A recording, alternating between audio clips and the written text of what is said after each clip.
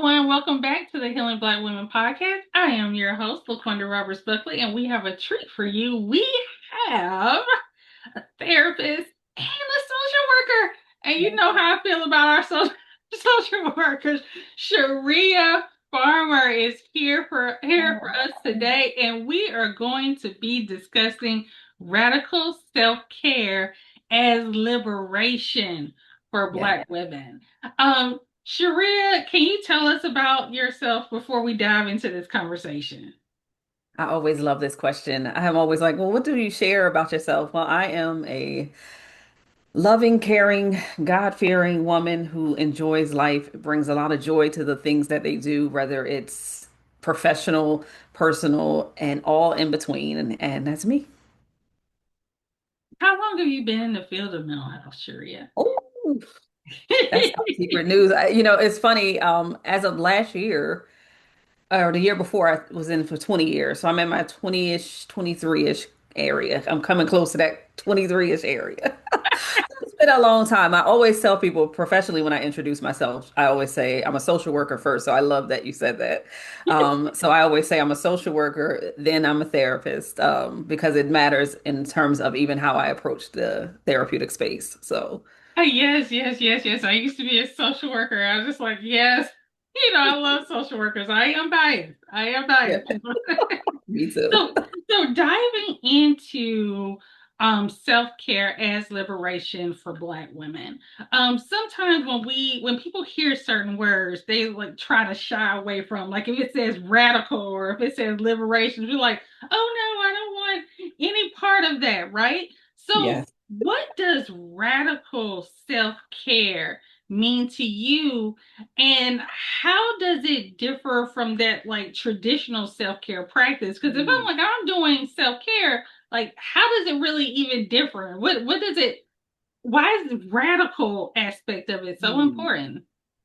I think, it's very important for many reasons, but I'm going to say this. When framing the question, I always answer with it is self-care, but it's a true form of resistance to the expectations around like capitalism, productivity, and really looking at how we nurture our whole mind, body, and spirit. And it's not just one part of us, it's all of us. And then I think that when you think about self-care and the cliches that go along with it, how it differs is it goes beyond like the bubble baths or the spa day, and it goes through things like really learning to nurture setting boundaries, saying no without guilt, or even being able to have no shame when you are resting, and or not apologizing when you're resting, thinking about it from the perspective of choosing yourself when the world tells you you need to be doing something or performing something to be worth it. And I think with the traditional definition of self-care, it kind of focuses on the surface level, and there's nothing wrong with that. No, the surface level activities that we have to do routinely. But when we think about it from a radical approach to self-care, and I think historically where it comes from specifically for Black women is it comes out of, civil rights movement. It comes out of the 80s with Audre Lorde, and it comes out of this approach that says that, in an effort not to die trying to resist, I also have to rest and bring in nurturing and resilience. And so I think it's good to know that it encompasses self-care, but it's beyond that because it's about your whole entire self and being.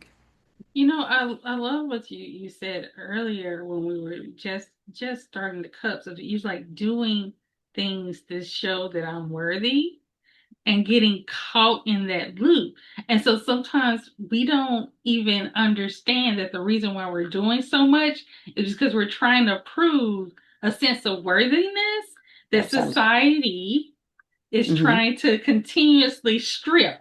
Continue, like, if I do this, then if I do that, then. And so I think Hmm. that that emphasis on pulling away from that that train of thought, that thought process that I have to continuously do in order for society to see me as having value.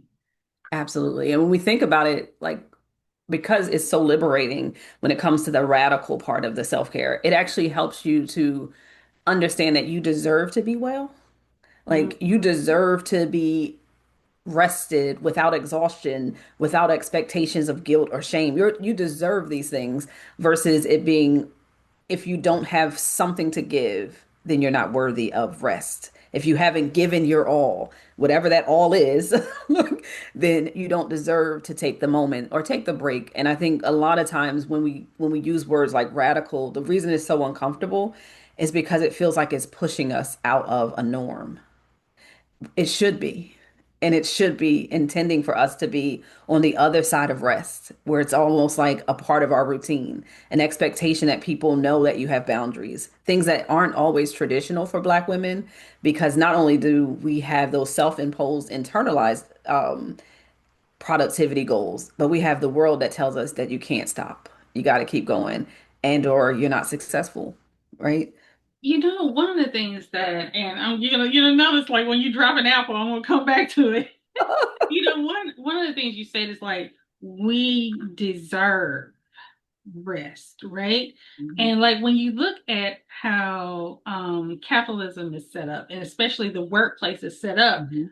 rest is not viewed upon as something that is deserved, it's viewed upon as something that is earned. Like Yes, I worked, 6 months in a row back to back, so now I have earned the ability to to take a get some vacation. rest.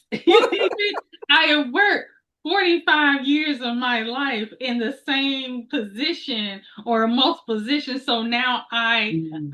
I've earned my retirement, not this place of, you know what, you put in some work, you deserve this, like you Absolutely. deserve it. It's like, and there's a big difference between saying that I actually deserve this versus Mhm. someone telling you, oh, you've earned this. And there's Absolutely. nothing wrong with earning things, but Absolutely we're not. talking Mhm. about something like rest and rejuvenation, things that keep you alive. Absolutely. And And so that's the it's like we're part. telling people that the things that you need to stay alive, you have to earn them. And that's, and to me, that's so unbearable when you think about just the generational expectations and how overextended as Black women specifically, as Black women, how overextended we get because we're told that that's how caregiving looks, that's how caretaking looks, that's how taking for yourself looks. When in reality, when we think about rest, healing, or even joy, it kind of disrupts this cycle of exhaustion, burnout from the workplace, like we talked earlier, or even saying, you know what, I'm not going to pass down to another daughter that they have to earn something that they were born into deserving. Hmm. Like, So when we're looking at radical self-care, how can radical self-care be a tool for liberation and empowerment for Black women in today's society when they're saying you should be earning this? And if you're mm, not earning it, you're lazy. yeah, right. You're lazy for resting. How about that?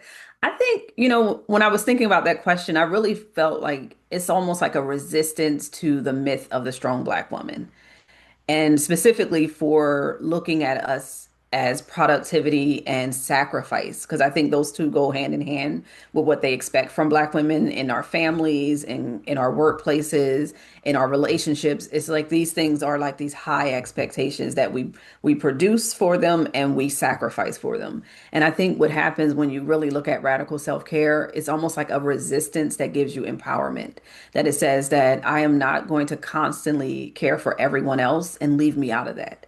It's almost like reclaiming reclaiming your time, your energy and your voice, because it's like setting boundaries is a voice.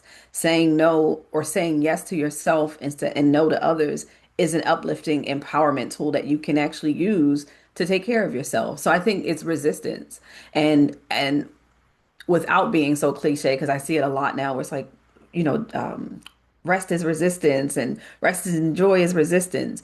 But we don't want to lose what that really means. It means that you don't have to be exhausted. You don't have to enter into every experience as the caretaker or the one who has to save it or the one who has to sacrifice for something. It's actually saying that I'm going to come in and I'm going to choose me first in any of these relationships so they ultimately can be healthier. I think when you said like I'm going to choose me, first, like I'm going to be the person that I pay attention to. It is so important to understand that as you rest, the people who depended upon your work are going to feel uncomfortable and get angry. Gotcha. And so you need to understand that, like that's that aspect of radical and liberation, because your liberation in rest is going to cause discomfort for the people who benefited from your labor.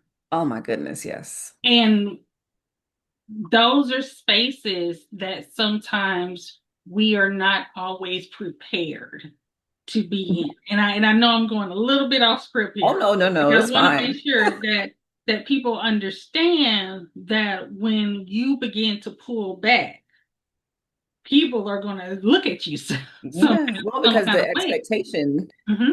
once it was, once you've already been overextended, burning yourself out, people start to expect it of you now. Hmm.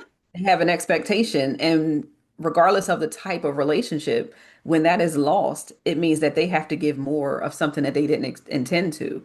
And so, just like any form of loss, on the other side of that is going to be some pain.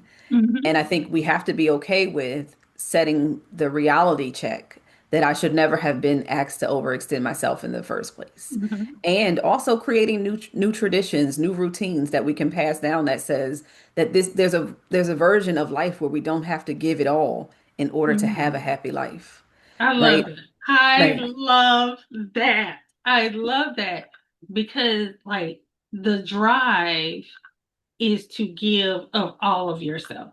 mhm, Um, and I'm going to relate this as myself as a very, very long time advocate. And what I am grateful that I learned in the beginning, that my advocacy isn't about how much of my pain I can have on display for the world to pull apart.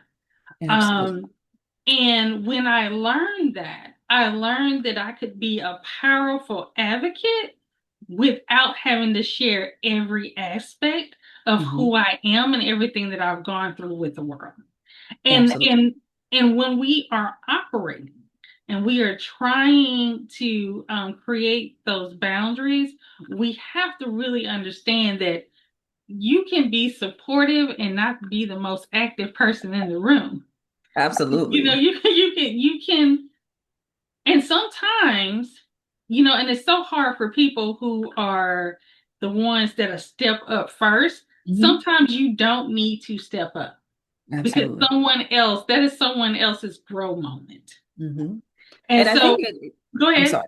No, no, I No, was go going to ahead. say, I think that is happening now for us in the world we're in politically and currently, where it's like the expectation for Black women to be involved in solving the problems of the world is high. It's always, when something goes wrong, there's a Black woman that you can attach to saving that.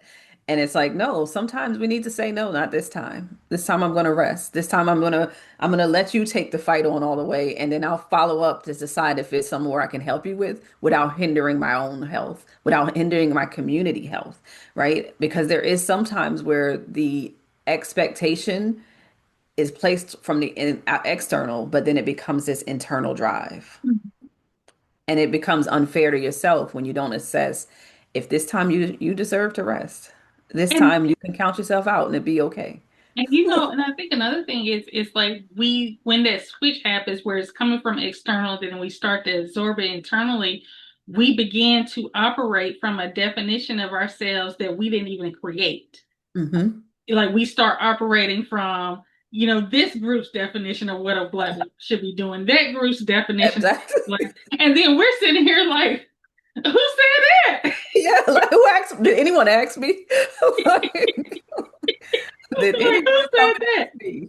And Like, then we start to like, is that what I'm supposed to be mhm, mhm. doing? And Absolutely. but that's why I want women, black women, to understand that, as you move forward in these aspects of liberation, the road can get bumpy.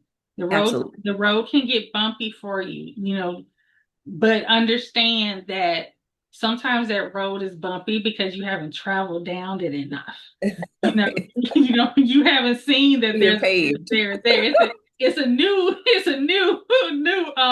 venture. And Mhm. so, you'll get people will learn to adapt around the space that you're creating for yourself. Absolutely.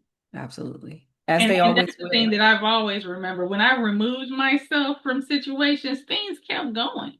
Yep. Yes. Well, and we think about it, and this is a sad reality. I've watched people retire. I do some work with the city of Philadelphia for programs that are in the community. And when people retire, they either move on and put someone else right on in there, like as if they never were there before. And in some cases, before they even leave, they've already got them out the door. And so it's almost like if we only look at our value and our success according to what we can do to help others or to do to help community, then we don't get a chance to see who we are individually within that community. And so Hmm. sometimes you got to step back during the work so that you can enjoy your life. You can enjoy what you plan for yourself that might not have to do with just your accolades. And community needs you whole. The Mhm. community needs you smile. The community needs your joy and smiles Absolutely. just as much as your labor. Absolutely. And have to, we have to, the community needs you to rest because Hmm. the community needs you to come back, feeling like, yeah, I can do this, or come back and say, you know what, y'all, I think I've done enough. Like the Exactly. community needs you to have that space Hmm. to be able to, pour in and nurture yourself. Because the thing about it, as you're in community, the younger ones see you and they're like, "Oh, wait, they stopped." They Yeah, like, so it isn't just go, go, go, go, go, go, go, go. exactly. So there's an option to do something while I go, Yeah. go, go. So Yes. and so it's like, but those are the things. So when we're talking about that, could you let us know like some practical steps that Black women can take in incorporating that radical self-care in just everyday lives, in their So everyday. I think when you think of the practical ones, I want you to look at them like routine. So almost being intentional and saying, what can I do to make sure that each day I'm trying to incorporate these items? And so for me, one of the most practical ways is to reclaim your mornings. Really think about how you begin your day with something that grounds you. That could be prayer, journaling, meditation, stretching, yoga. It could be dancing. It could be whatever it is that makes you take a little bit more breaths in the morning, deep breaths that actually get you reset and restarted. So reclaiming that morning is an option. And I always say that just to be mindful that we all have multiple roles. We are mothers, we're wives, we're partners, we're everything included, as well as reclaiming that morning means sometimes for one of us it might be 30 minutes, for another it might be 5. And so I wanted to make sure that you don't try to say, well, I can't do all of them. Just take one then and start with that. So reclaiming that morning is the first thing. Then we think about setting energy based boundaries, which is like you can't be everything to everybody. So a way to do that is to really kind of every single day assess how much you can get done that's within your realistic boundaries. So if you have a 9 to 5, let's say like for us business owners, it's going to look a little different. So if you have a 9 to 5, it might be as simple as saying that I'm going to make sure I take that break. And or if I have a coworker or someone who drains me, I'm going to make sure that I try to stay off that path around them if I don't have to go into meetings with them as often, right? So I'm looking at how can I control or set energy boundaries so that I'm not always depleted, because that's going to be one of the goals when we think about rest is not just sleep. It's also learning when stuff depletes you and drains you. Another one is resting without guilt. Like schedule your naps. Make sure you are actually saying, you know what? I didn't have to earn it. This is essential. And so when it's 2 o'clock, y'all don't call me, even if it's not a nap. It could be a break away from everyone or talking with everyone. A lot of people think I'm extroverted, but I'm actually probably more introverted than anything. So I will read a book in the middle of anything. You get me sitting down, I'm just gonna go read this book. Leave me be. Don't ask me what I'm doing. And then I'll come back and be right back to the energy, right? But that's what I have to do to rest without guilt for me. And then another one is connecting with community because I don't want us to think that this self-care equals isolating or self-isolation. For me, healing in isolation is much harder because you surround yourself with other healthier and or growing to be healthy Black women, and they remind you that you don't have to do it alone and that it can be done. And then I think the last thing is choosing joy every day. Like for me, I make room for laughter every day. I make room for music every day, creativity. I love to do different things throughout my journey of life. I found things that I love, and I make sure that I do something every day. And that's not an exaggeration. So if that means that I have 1 minute left in the day, that means I'm gonna turn on my favorite song and listen to a minute worth of that song because I want to be intentional about saying that there is hope, there is opportunity to continue to grow and to develop yourself. And I think about those as our like baselines of things that we can do, and then making sure that we take care of our areas of wellness, right? Our physical, our mental, and our emotional health, our spiritual health, and then all of those other areas have very strict, or not strict, but very intentional things that you can do to be well. But I think when we think about this one for Black women, it's really about reclaiming that morning, setting boundaries, resting without guilt, and connecting with our community and finding joy.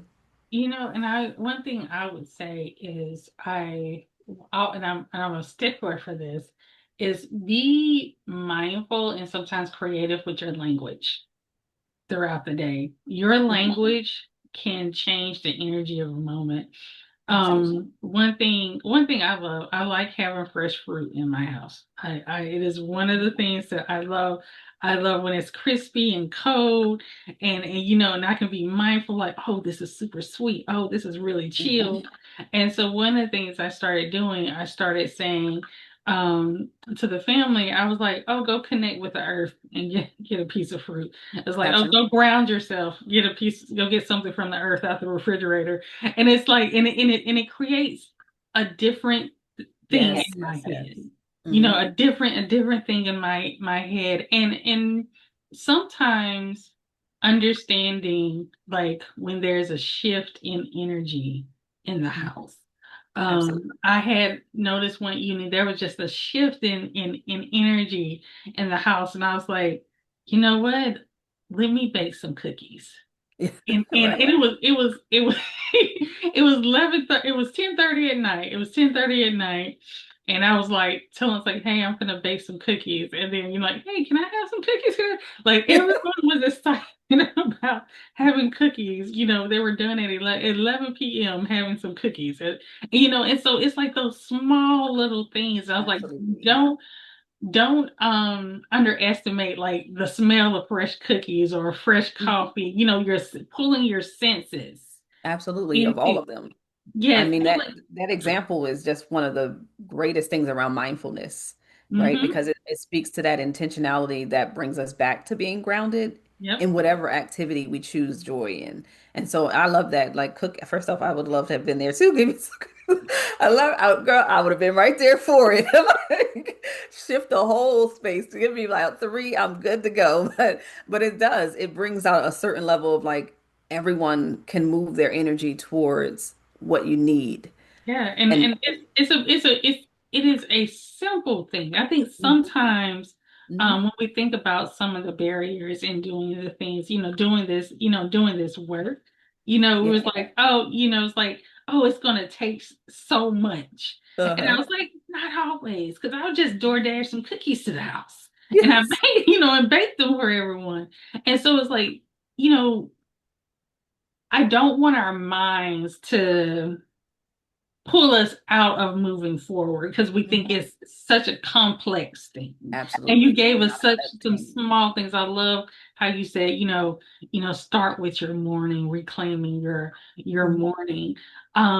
What do you think are some of those common barriers that we will encounter as we try to implement the things you share with us? I think the common one is our mind. You mentioned about like the energy in the space. Our mind sometimes helps to dictate that energy. And I think a lot of us have been raised with a survival mode.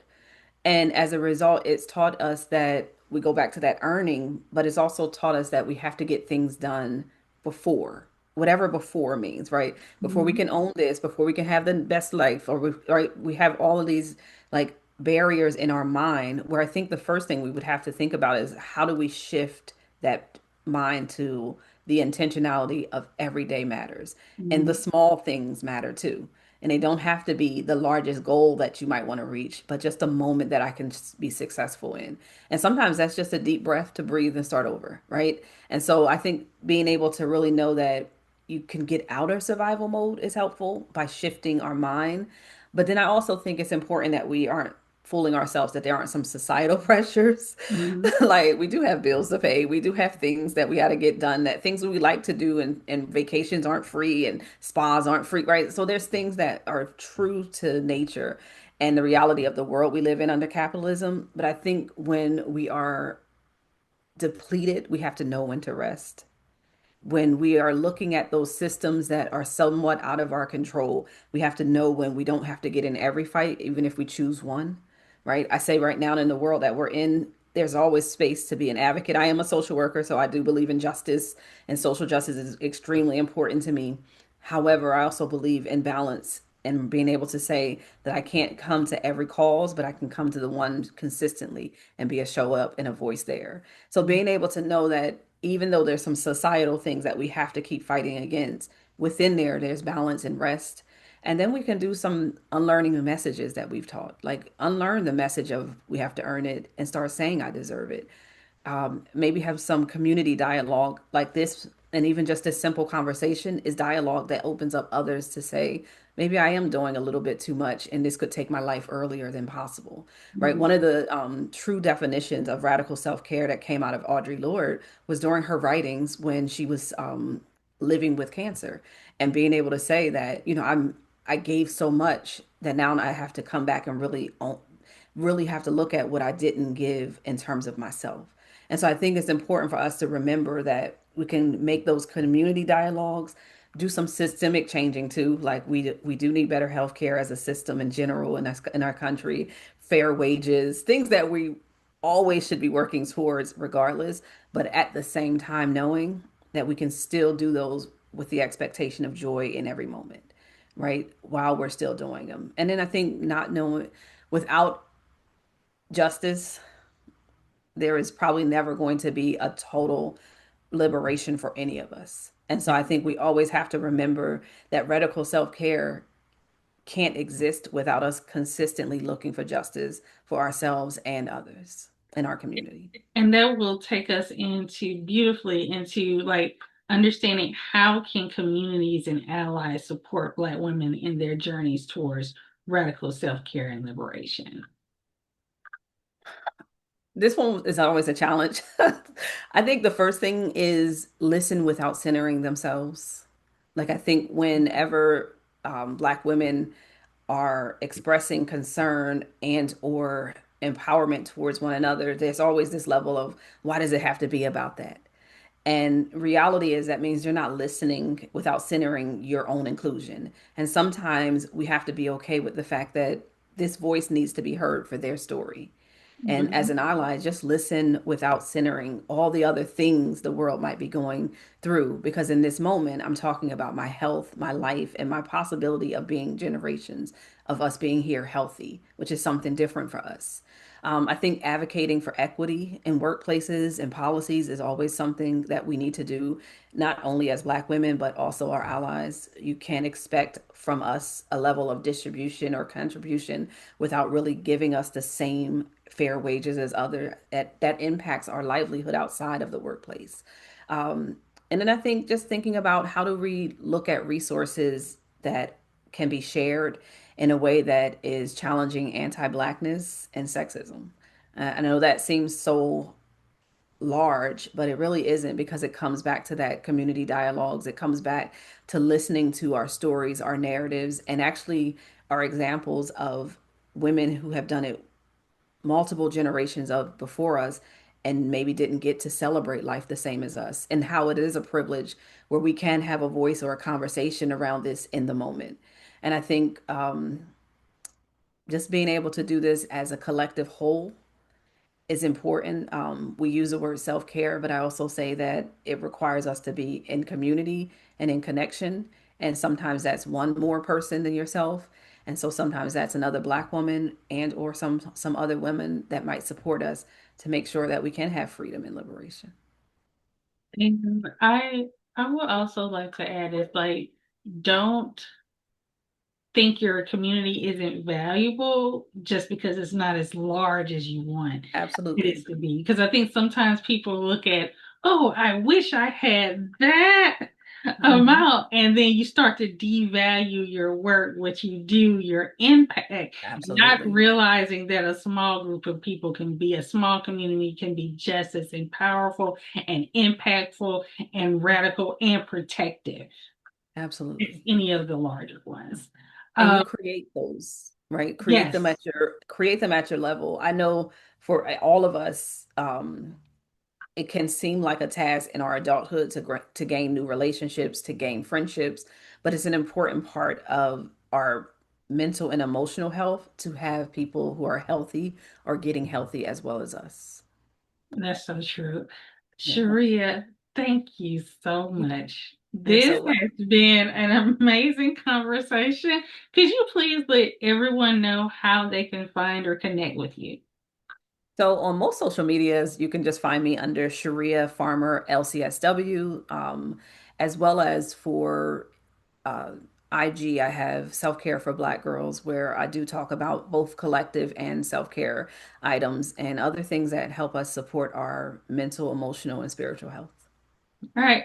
Sharia, thank you so much for joining us today. It has You're been a so pleasure, welcome. and thank you everyone for watching the Healing Black Women podcast. Until next time, bye. Be well.